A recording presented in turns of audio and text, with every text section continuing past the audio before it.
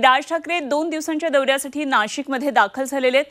त्र्यंबकेश्वरामध्ये त्यांनी सहकुटुंब त्र्यंबकराजाचं दर्शन घेतलं आणि त्यानंतर संत निवृत्तीनाथांच्या पालखीचं दर्शन घेऊन या सोहळ्यामध्ये ते सहभागी झाले।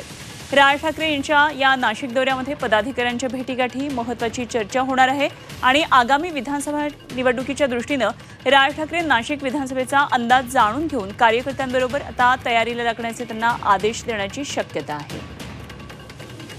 राज ठाकरे यांचा हा नाशिक दौरा आहे, 2 दिवसीय नाशिक दौरा आहे।